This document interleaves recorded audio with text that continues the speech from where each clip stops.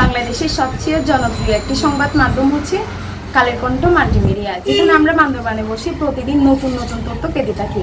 এখানে মানুষের সুখ দুঃখের কথা তুলে ধরা হয়। আমরা চাই কালের কণ্ঠ আরও এগিয়ে যায়।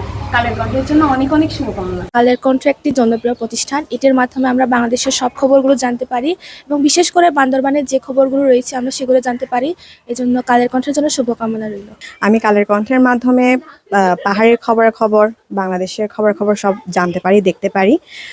কালের কণ্ঠ মানুষের মনে জায়গা করে নিয়েছে।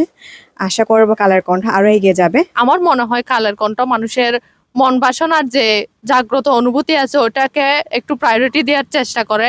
কালের কণ্ঠ আমি সব সময় দেখি, আমার খুবই ভালো লাগে যে আমার সুখ দুঃখ সবকিছু আমি ওখানে তুলে ধরতে পারছি। আশা করি কালের কণ্ঠ সামনে এগিয়ে যায়, শুভকামনা রইল। কাজের ফাঁকে ফাঁকে প্রত্যেকদিন আমি কালের কণ্ঠ নিউজগুলো দেখি, বিশেষ করে মাল্টিমিডিয়া নিউজগুলো দেখি।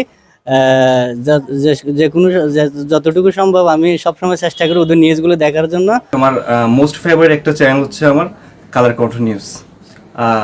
কালের কণ্ঠের জন্য শুভকামনা, তারা এগিয়ে যায়। কালের কণ্ঠ মাল্টিমিডিয়া তরুণ সমাজের জন্য একটি আইডল হিসেবে পরিচিত হয়েছে, কারণ অন্যান্য চ্যানেল থেকে এই চ্যানেলে খুব ভালো এবং ইউনিক তথ্য আয়। প্রথমে কালের কণ্ঠ মাল্টিমিডিয়াকে আমি অনেক অনেক শুভেচ্ছা জানাচ্ছি। কালের কণ্ঠ মাল্টিমিডিয়া আমাদের তরুণ সমাজের জন্য অনেক অনেক আশীর্বাদ স্বরূপ হয়ে এসেছে।